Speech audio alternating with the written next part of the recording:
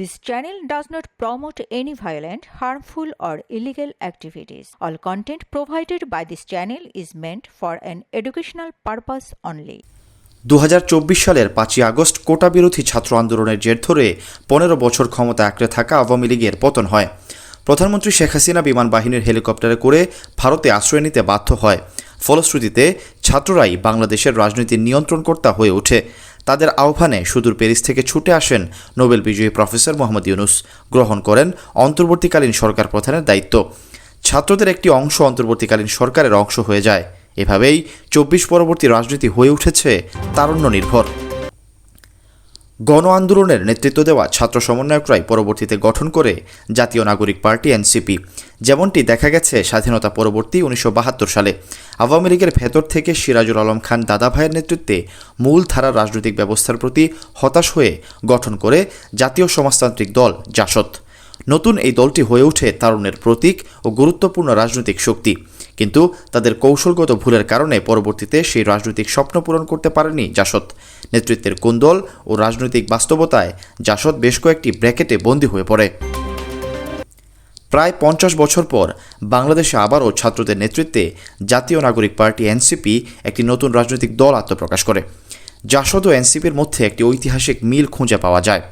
1970-এর দশকে যেমন জাসদ গঠিত হয়েছিল বিশ্ববিদ্যালয়ের মেধাবী ছাত্রদের চিন্তা ও আদর্শ থেকে, তেমনি এনসিপিও উঠে এসেছে এক ধরনের বুদ্ধিবৃত্তিক চর্চা ও আদর্শগত অনুসন্ধান থেকে। এনসিপির তরুণ নেতারাও সমাজ ও রাষ্ট্র নিয়ে একই রকম গভীরভাবে ভাবছেন। তবে এখানেই গুরুত্বপূর্ণ প্রশ্নটি উঠে আসে, তারা কি ইতিহাস থেকে শিক্ষা নিচ্ছেন নাকি জাসদের পথেই হাঁটছেন? কারণ শুধু উচ্চ আদর্শ বা রাজনৈতিক আবেগ দিয়ে নয়, একটি আন্দোলনের সাফল্য নির্ভর করে সঠিক কৌশল, ধৈর্য এবং জনগণের বাস্তব চাহিদা বোঝার উপর। জাসদের লক্ষ্য ছিল বৈজ্ঞানিক সমাজতন্ত্র। 1972 সালে জাসদ যখন সমাজ বদলের কথা বলেছিল, তখন তারা মূলত ঢাকা বিশ্ববিদ্যালয়ের ছাত্র আর শহরের কিছু বুদ্ধিজীবীর চিন্তার জগতে সীমাবদ্ধ ছিল। তারা চেয়েছিল শ্রেণীবিহীন সমাজ গড়তে, রাষ্ট্র ব্যবস্থা একেবারে পাল্টে ফেলতে। মহিউদ্দিন আহমদ তার জাসদের উত্থান ও পতন, অস্থির সময়ের রাজনীতি বইয়ে লেখেন, জাসদ একরকম নিজেদের তাত্ত্বিক জগতে আটকে পড়েছিল, ফলে তারা জনতার আবেগ ও বাস্তবতা বুঝতে ব্যর্থ হয়েছিল। বদরুদ্দিন উমরের মতে জাসদের শ্রমজীবী মানুষের সঙ্গে কার্যকর সম্পর্ক স্থাপনের অভাব ছিল, যা তাদের গণভিত্তি গড়ে তুলতে বাধা সৃষ্টি করেছে। সদ্য গঠিত এনসিপি বলছে তাদের লক্ষ্য দ্বিতীয় রিপাবলিক। তারা চায় নতুন রাজনৈতিক বন্দোবস্ত, সংবিধান পাল্টাতে এবং নতুন ধরনের সরকার গঠন করতে। কিন্তু গ্রামের কৃষক, শ্রমিক, পোশাক কারখানার শ্রমিক কিংবা শহরের রিকশাওয়ালারা এসব বুঝবেন কিভাবে? তাদের দুঃখ দুর্দশা তো অন্য জায়গায়: চালের দাম, কাজের নিশ্চয়তা, চিকিৎসা, বিচার পাওয়ার আশা। যারা নতুনভাবে রাষ্ট্র গঠনের কথা বলছেন, তারা কি এই মানুষের ভাষায় কথা বলছেন? এনসিপি কি সেই প্রয়োজনীয় হোমওয়ার্ক শেষ করতে পেরেছে যা জাসদ 50 বছর আগে করতে পারেনি? রাজনৈতিক চিন্তাবিদ গ্রামসি তার প্রিজন নোটবুকস বইয়ে বলেছিলেন, কোনো তাত্ত্বিক ধারণা জনগণের জীবনের সঙ্গে যুক্ত না থাকলে তা কাগজেই থাকবে, বাস্তবে নয়। এছাড়া সমাজবিজ্ঞানী পিয়েরে বুর্দিও বলেছিলেন, সমাজের বাস্তবতা না বুঝে যারা কেবল বড় বড় কথা বলে, তারা এক ধরনের জোর করে চাপিয়ে দেওয়ার রাজনীতি করে। বাংলাদেশের রাজনৈতিক ইতিহাস দেখলে বোঝা যায়, গণজাগরণ বা প্রতিরোধ আন্দোলনের উৎস শুধু শহর নয়, বরং বহু সময়ই তা উঠে এসেছে গ্রাম থেকে। ঔপনিবেশিক আমলে ফকির সন্ন্যাসী বিদ্রোহ, হাজী শরীয়তুল্লাহর ফরাইজি আন্দোলন, তিতুমিরের বাঁশের কেল্লা কিংবা তেভাগা আন্দোলন সবই শুরু হয়েছিল গ্রামের শোষিত কৃষক ও ধর্মপ্রাণ সাধারণ মানুষের হাত ধরে। কিন্তু স্বাধীনতার পর বাংলাদেশের রাজনীতিতে একটা প্রবণতা দেখা যায়, আন্দোলনের ভাষা, দৃষ্টি ও নেতৃত্ব ক্রমেই শহরকেন্দ্রিক। অথচ বাংলাদেশের 70 থেকে 80% মানুষ এখনও গ্রামে বসবাস করে। তাদের জীবনের সমস্যা, চাহিদা, চিন্তা সব কিছুই শহরের মানুষের চিন্তার জগৎ থেকে অনেক ভিন্ন। জাসদের রাজনীতি ছিল শহরকেন্দ্রিক। শহরের সভা, সেমিনার আর বিশ্ববিদ্যালয় ক্যাম্পাসে ব্যস্ত ছিল। 50 বছর পর ঠিক তেমনটি দেখা যাচ্ছে এনসিপির কর্মকাণ্ডে। সমসাময়িক রাজনৈতিক সমস্যা সমাধানে তারা ডাক দেয় শাহবাগ কিংবা রাজুতে সমাবেশে আসার। অন্তর্বর্তীকালীন সরকারের পৃষ্ঠপোষকতা থাকার কারণে গত 8 মাসে জাতীয় নাগরিক পার্টি বেশ কিছু দাবি পূরণ করতে সমর্থ হয়। কিন্তু সেকেন্ড রিপাবলিক, গণপরিষদ নির্বাচন, সংবিধান বাতিল, আওয়ামী লীগকে নিষিদ্ধ করা, রাষ্ট্রপতি ও সেনাপ্রধানের অপসারণের মতো ভারী ভারী দাবির কোনোটি আদায় করতে পারেনি। এমন বাস্তবতায় নির্বাচনে প্রতিদ্বন্দ্বিতা করে সংসদে যাওয়ার প্রস্তুতি নিচ্ছেন তারা। জাসদ ও এনসিপির মধ্যে মূল পার্থক্য তাদের আন্দোলনের কৌশলে। জাসদের কৌশল ছিল সশস্ত্র সংগ্রাম। জাসদ সশস্ত্র বিপ্লবের পথে হেঁটেছিল, পুলিশ স্টেশন ও সরকারি প্রতিষ্ঠানে হামলা চালিয়েছিল এবং 1975 সালে কর্নেল তাহেরের নেতৃত্বে সেনাবাহিনীর অভ্যন্তরে অভ্যুত্থানের চেষ্টা করেছিল, যাতে বহু সামরিক কর্মকর্তা নিহত হন। এমনকি 1974 সালের 25শে মে জাসদপন্থী গণবাহিনী ভারতীয় হাইকমিশনের এক কর্মকর্তাকে অপহরণের চেষ্টা করলে পুলিশের গুলিতে কয়েকজন নিহত হন। এসব ঘটনায় জনগণের মধ্যে আতঙ্ক ও অনাস্থা তৈরি হয়। এই অস্থিরতার ভেতরে মানুষ শান্তির জন্য নতুন নেতৃত্ব খুঁজতে থাকে। আওয়ামী লীগ ও জাসদের হঠকারিতায় বিরক্ত জনগণ 1975 সালের 7 নভেম্বর সিপাহী ও জনতার বিপ্লবের মাধ্যমে জিয়াউর রহমানকে সামনে নিয়ে আসে। জিয়া পরিস্থিতি নিয়ন্ত্রণে আনেন এবং স্থিতিশীলতার বার্তা দেন, যা তখনকার প্রেক্ষাপটে ছিল এক বড় পলিটিক্যাল ন্যারেটিভ। তবে আশার কথা, এনসিপি জাসদের মতো সহিংস পথে না গিয়ে শান্তিপূর্ণ প্রতিবাদ ও সংস্কারের পথে হাঁটছে। তবে 2024 সালের আন্দোলনের সময় ভারতের হস্তক্ষেপের প্রতিবাদে এনসিপির সাবেক প্ল্যাটফর্ম জাতীয় নাগরিক কমিটি ভারতীয় হাইকমিশনের সামনে বিক্ষোভ করে। কোনো কারণে পরিস্থিতি নিয়ন্ত্রণের বাইরে চলে গেলে বড় ধরনের কূটনৈতিক উত্তেজনার জন্ম দিতে পারত।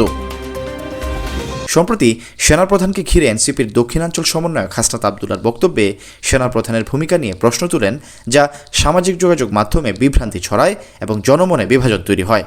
পরে এনসিপির পক্ষ থেকে এটি ব্যক্তিগত মতামত বলে ব্যাখ্যা দেওয়া হলেও বিষয়টি নিয়ে জনমনে উদ্বেগ থেকেই যায়। এনসিপি সরকারের পৃষ্ঠপোষকতা ইতোমধ্যেই নানা অনিয়ম দুর্নীতির সঙ্গে যুক্ত হয়ে গেছে। 5 তারকা হোটেলে দলের ইফতার পার্টি, হেলিকপ্টারে করে কম্বল বিতরণ এবং ঢাকা ওয়াসায় বিজ্ঞাপন ছাড়া 150 জনের নিয়োগ সহ নানা বিষয়ে প্রশ্ন তুলেছে অন্য রাজনৈতিক দলগুলো। দেখুন, আপনার বিভিন্ন গণমাধ্যমকে হুমকি দেওয়া, নিউজ ডিলিট করা, এগুলো তো খুব ওপেন সিক্রেট হয়ে গেছে। এখন আপনাদের কর্মীদেরকে বহিষ্কার করাতে তারা বাধ্য করছে না কিনা বলেন? সময় টিভিতে গিয়ে বাধ্য করেছে কিনা? এইটা হওয়ার কথা ছিল কিনা? এগুলো যখন হচ্ছে তখন আমরা উপলব্ধি করছি যে আমরা যদি এগুলোকে গাইড না করি তাহলে এরা জানোয়ারে রূপান্তরিত হবে। সেটাই বলছি, হেলিকপ্টারে যে সিট ছিল ওই সিটে আপনি বা আমি যদি উঠতে চাইতাম তাহলে আমাদেরকে দিত কিনা? ওই সিটটা শুধু সার্জিস এবং হাসনাতদের জন্যই খালি ছিল।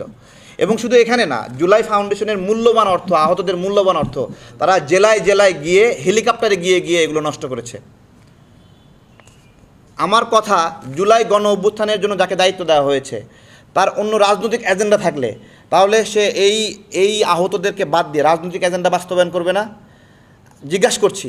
আজকে এই যে আসিফ মাহমুদের পিএস মোয়াজ্জেম হোসেন, আমার কথা, একজন পিএস কত টাকা বেতন পায়? সে লক্ষ লক্ষ টাকার জায়গায় কম্বল বিতরণ করে কই থেকে? এই মোয়াজ্জেম হোসেন ভাই, আপনারা দান খয়রাত করলে এত খুশি হইেন না, ওইটা আপনার আমার চুরি করা টাকা ভাই। রাইট। আসিফ উত্তরবঙ্গে গিয়ে কম্বল দিয়ে আসছে 2 লাখ 3 লাখ পিস, এটা দেখে খুশি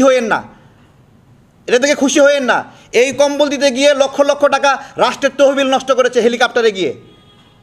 ওদেরকে এই জন্য এখানে দেওয়া হয় নাই, ওদেরকে দেওয়া হয়েছিল শেখ হাসিনার বিচার করার জন্য, ওদেরকে দেওয়া হয়েছিল ফ্যাসিবাদের বিচার করার জন্য। লুটপাট করবে, বসুন্ধরা গ্রুপের টাকা নিয়ে রাজনীতি করবে।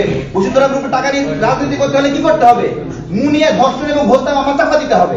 নাগরিক কমিটি সেই কাজটাই করবে। সহজ হিসাব। রূপায়ণের কাছ থেকে টাকা নেবে, রূপায়ণের বিল্ডিং মেনে, তার মানে কি?